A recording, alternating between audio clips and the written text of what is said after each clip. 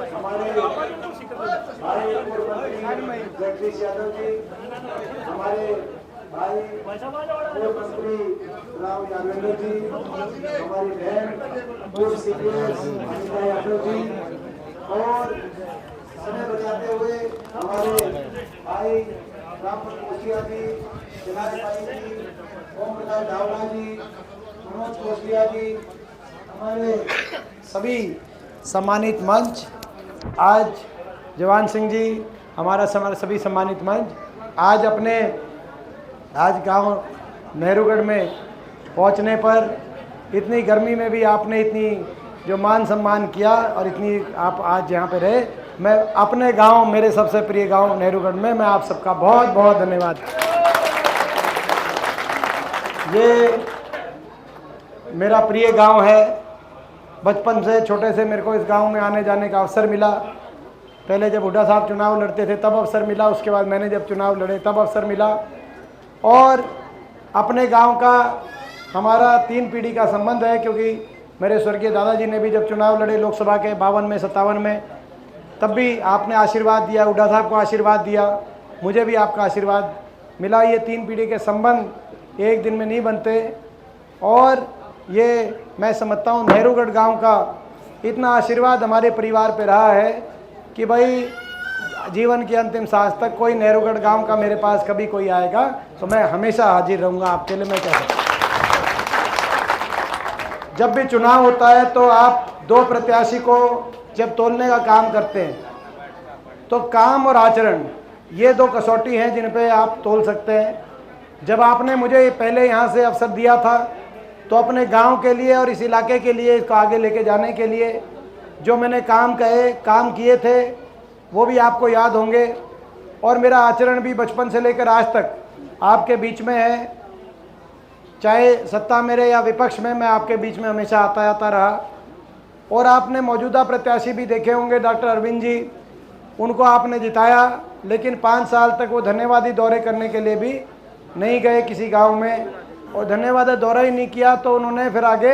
काम तो क्या करना था किसी का, तो आपके वो भी सामने है। मैं अपने गांव से कहना चाहता हूं कि भाई काम और आचरण की कसौटी पे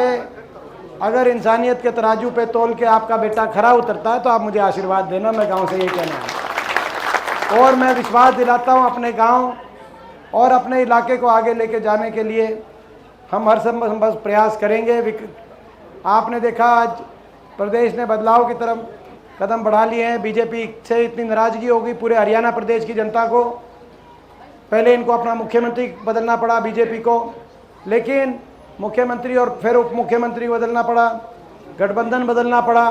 फिर भी मगर अभी आपने देखा होगा कल भी 3 विधायक बीजेपी छोड़कर कांग्रेस पार्टी में, कल 3 विधायक, और 3 में से 2 विधायक करनाल के हैं, जहाँ से खट्टर साहब और नायब सैनी जी दोनों इलेक्शन लड़ रहे हैं। 2 करनाल के हैं उनमें से, जहाँ से नायब सैनी जी और खट्टर साहब खुद चुनाव लड़ रहे हैं। आप अंदाज़ा लगा सकते हो कि लोगों में नाराज़गी हो गई, और आने वाला समय कांग्रेस का है, और कांग्रेस की सरकार में आपको अभी बताया होगा राव नरेंद्र जी ने, और उन्हें मैं रिपीट नहीं करना चाहता कि भाई कांग्रेस के हमारे क्या संकल्प है, क्या हमारा घोषणा पत्र है। 6000 बुढ़ापा पेंशन की बात हो, महिलाओं के लिए 8500 रुपये की महालक्ष्मी योजना की बात हो, किसान के लिए MSP की बात हो, कर्मचारी के लिए ओल्ड पेंशन स्कीम की बात हो, 2 लाख सरकारी पद जो इन्होंने ख़त्म कर दिए बीजेपी ने, उनकी पारदर्शी और समयबद्ध सरकारी भर्ती करके नौजवानों को अवसर देने की बात हो, युवाओं को, गरीब आदमी के लिए 100 गज के प्लॉट और मकान की योजना, इंदिरा आवास योजना, जिस गरीब आदमी के लिए घर आज अच्छा, जिसके घर की समस्या है, घर टपकता है, ऐसे गरीब आदमी को 3.5 लाख की आर्थिक मदद करके इंदिरा आवास योजना से आर्थिक मदद देने की बात हो। ये सारी हमारी योजनाएं हैं। और कोसली के लिए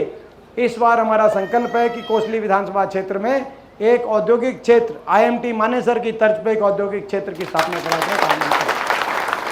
तो भाई ये सारे संकल्प हैं। इन संकल्पों के लिए मैं पूछना चाहता हूँ भाई मेरे गांव से,